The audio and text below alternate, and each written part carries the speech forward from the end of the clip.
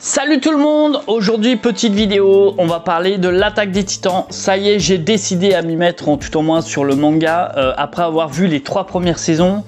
On m'a souvent dit, lance-toi dans le manga, tu vas voir, tu as plus kiffé que l'anime. J'ai lu tout au moins le premier tome, une claque visuelle.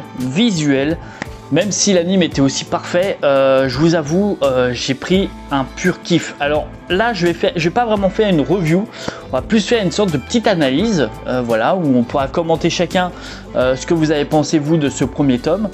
Pas de spoil, tout au moins je vais éviter de faire du gros spoil. Là, on va juste vraiment feuilleter un peu ce que vaut l'attaque des titans au format colossal. Si je dis pas de bêtises, hein, c'est bien en édition colossale, voilà. Donc on check ça ensemble. Allez, à tout de suite.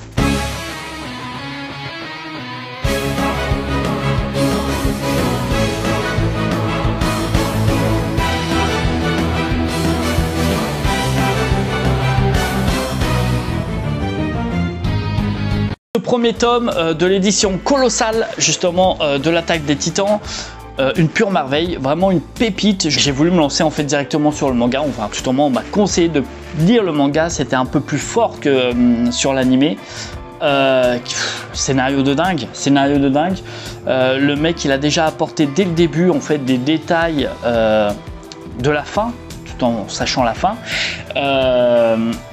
Donc on va pas faire de spoil, on va juste analyser ensemble un peu ce manga et me dire ce que vous en pensez. Alors moi, déjà, qu'est-ce que c'est l'attaque des titans? On peut voir sur cette couverture justement un titan. En gros, c'est une lutte de temps où les humains dominaient avant le monde et puis les titans sont apparus. Alors on ne sait pas comment ils sont apparus, tout au moins sur le premier tome, rien n'est expliqué.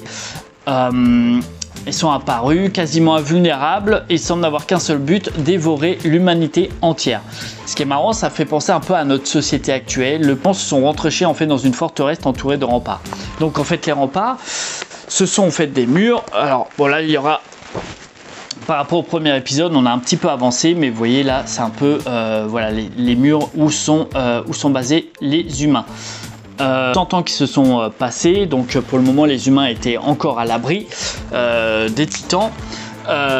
Et puis il y a eu puis la peur des titans s'estompe, donc il y a eu une confiance, l'humanité a eu confiance, on va le voir entre autres avec Hannes justement, voilà, on va le voir sur le premier épisode ensemble tout à l'heure. Et ensuite un jeune Eren, donc notre héros de la série, et ses amis, donc Armin et Mikasa, donc on va aussi les découvrir.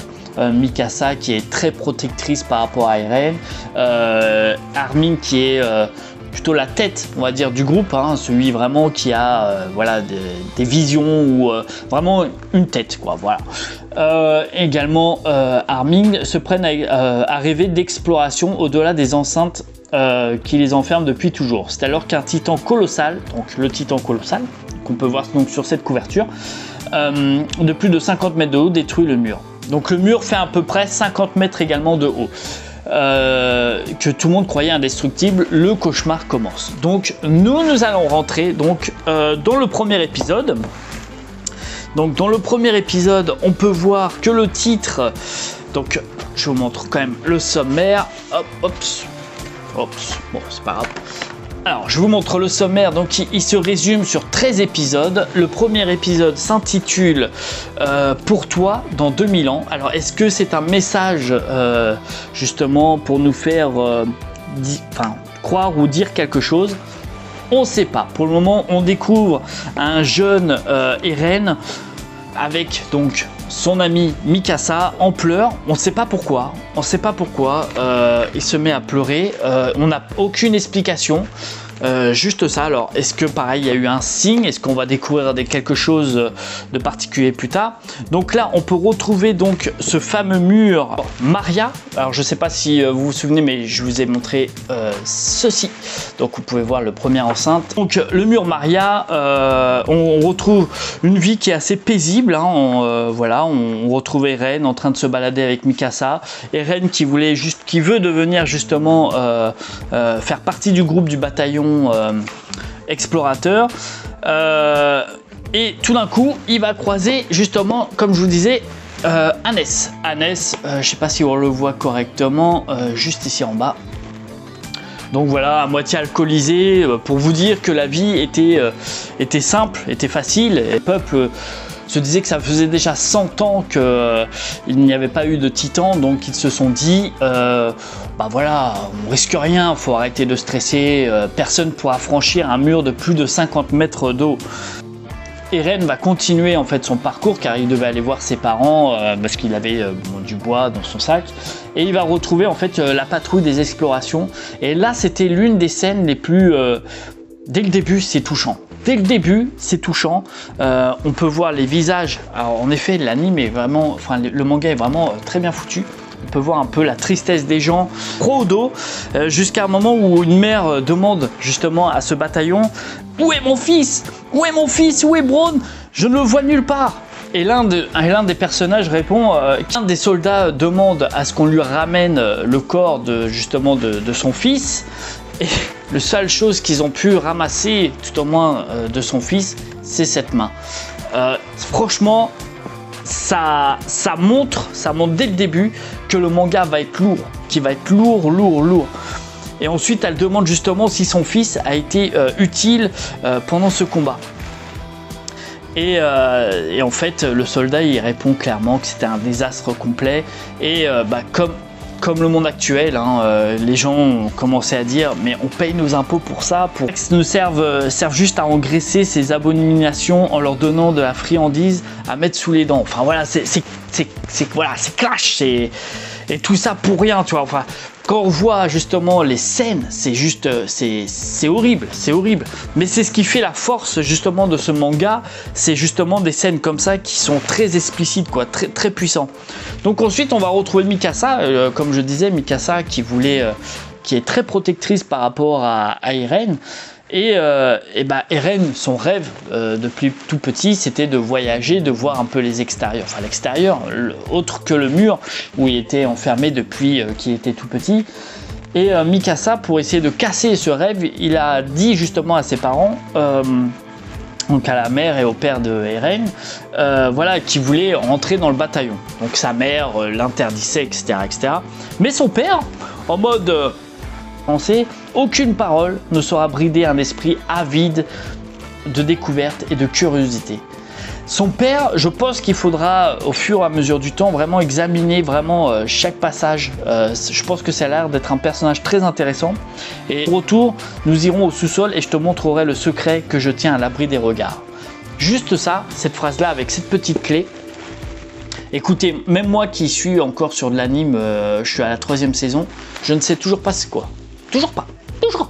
Et je vous avoue, voilà, tout de suite on a une petite curiosité, tout de suite on a envie de savoir ce qui va se passer, qu'est-ce qui se passe justement dans cette cave. Bref, après, justement, on va retrouver, quelques scènes plus tard, on va retrouver Armin. Donc, comme je vous disais, justement, l'ami de Eren et de Mikasa, justement, en danger plus ou moins, il va se faire un peu tabasser. On voit que le mec... Je dirais pas une victime, mais comme je disais, c'est plus une tête qu'un mec avec une force physique, tout au moins là pour le moment. Mais comme il disait, quand il se fait agresser, on voit que le personnage a quand même du répondant. On sent que le gars, il est chaud quand même patate. Donc le voyou, il veut se taper avec Armin, mais il sait pas vraiment pourquoi. Et Armin, il lui répond cette phrase-là. Donc ça le choque direct. Donc en me frappant, vous reconnaissez ma supériorité. Il dit clairement, tu vois, comme moi, je suis beaucoup plus une tête que toi, tu comprends que je suis supérieur à toi. Et tout d'un coup, il y a Eren qui fonce en balançant lâchez-le, bande de lâches, etc., etc. Et les bandits, ils fuient. Mais ils fuient pas à cause de Eren, ils fuient à cause de Mikasa. Donc Mikasa, on sait direct que ça a l'air d'être un personnage aussi badass comment elle est représentée, quoi. Donc on voit ce petit groupe se former de 3 personnes qui ont envie de voir l'extérieur, tout au moins Eren et Armin. Ce qui est un peu intrigué justement dans cet épisode, c'est quand Armin y balance cette petite phrase en bas. Donc je sais pas si là vous la voyez.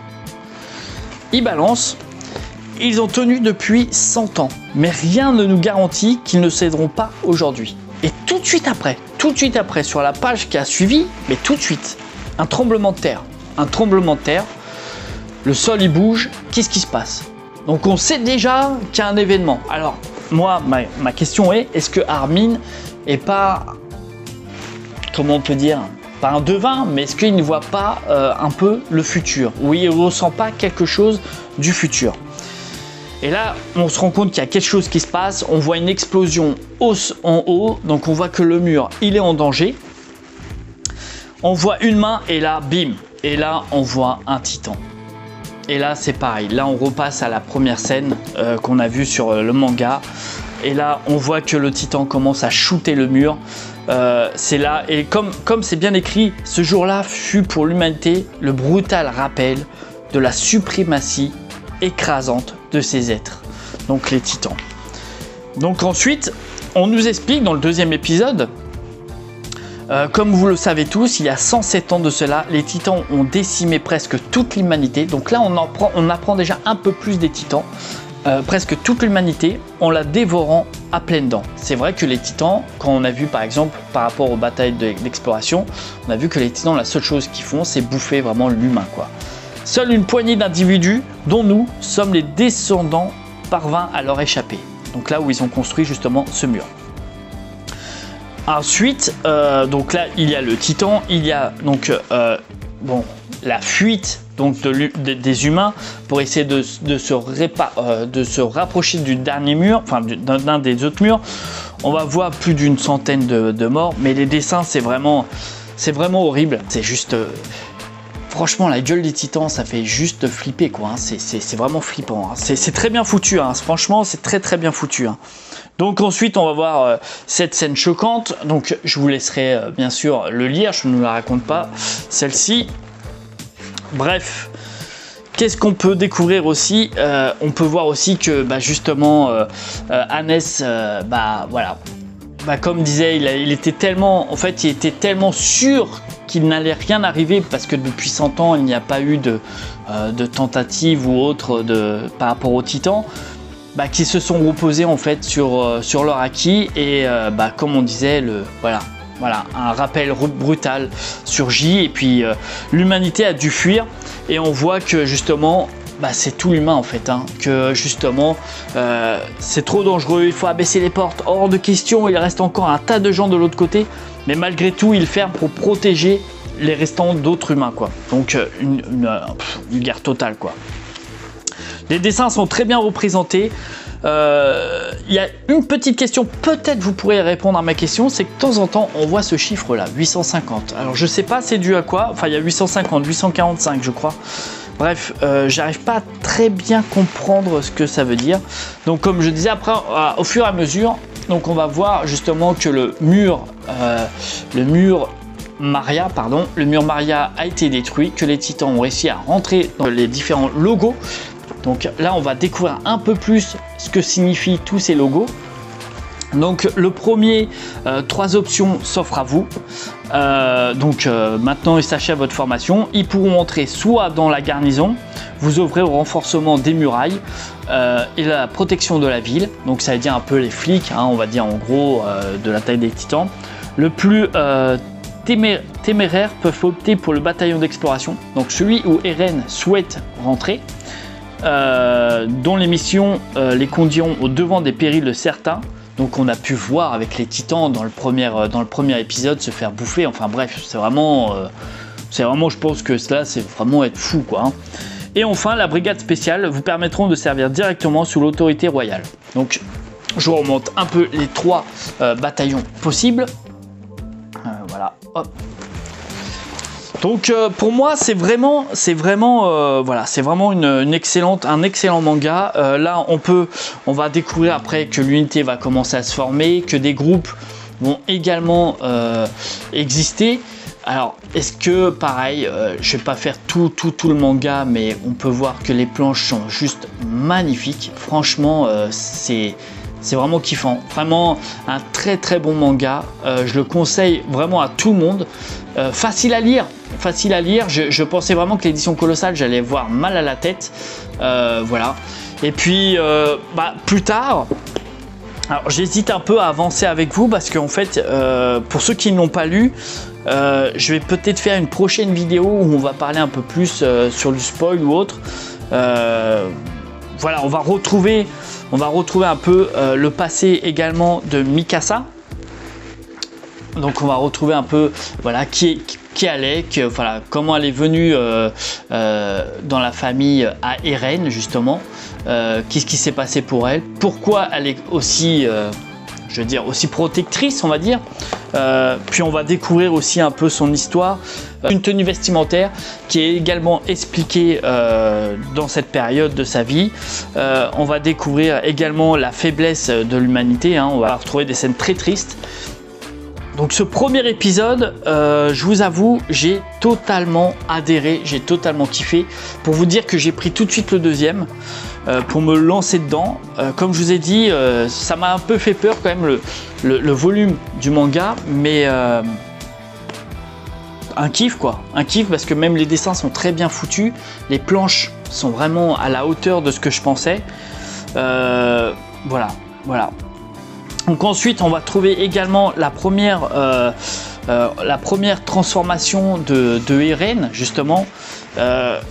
Donc où il va commencer à, comment on peut dire, à dompter la bête qui est en lui. Donc pareil, je vais pas vraiment faire trop de détails. Bon. Où il va commencer à se transformer en titan. Donc après il y aura toute une histoire derrière, hein. Ça va être voilà, est-ce qu'il va rejoindre le bataillon, est-ce que ça va être un ennemi, est-ce que ça va être un traître, est-ce que au contraire c'est grâce à lui qu'il va sauver l'humanité. Donc on peut voir vraiment voilà, comme je vous disais, les planches sont vraiment sublimes, c'est vraiment du très beau travail, c'est vraiment un coup de cœur, franchement c'est vraiment un coup de cœur total sur ce manga.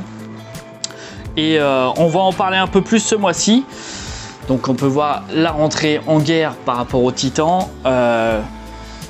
Donc c'est vraiment, voilà, c'est vraiment top, hein. On voit aussi Eren sous escorte justement pour savoir ou pas si, parce que les gens ne savent pas comme c'est un titan, si c'est un traître ou pas, ou est-ce qu'il va aider l'humanité à s'en sortir. Bref, voilà la forme titan de Eren. Il y a 11 tomes je crois, ou tout au moins le 11e tome va pas tarder à sortir. Donc je vous dis franchement foncez. Dites-moi en commentaire si vous voulez qu'on poursuive cette aventure avec l'attaque des titans en édition colossale. On pourra s'enchaîner après sur le tome 2 et ensuite continuer avec les tomes 3. Sinon pour moi je vous dis à très vite pour une prochaine vidéo. Tchuss et attention, suivez bien la chaîne, il y aura peut-être de grandes nouvelles pour vous les amis. Allez, tchou tchous.